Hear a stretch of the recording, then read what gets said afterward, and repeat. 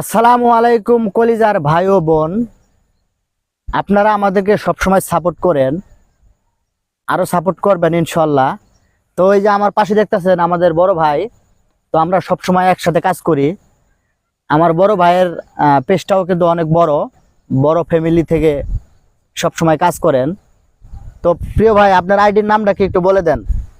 আমার আইডির নাম হলো সুন্নতের পথে।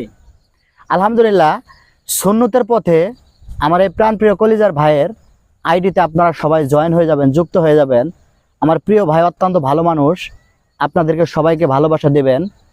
আমরা সবসময় একসাথে থাকি, তো আমাদের সাথে সবসময় একসাথে থাকবেন আপনারা।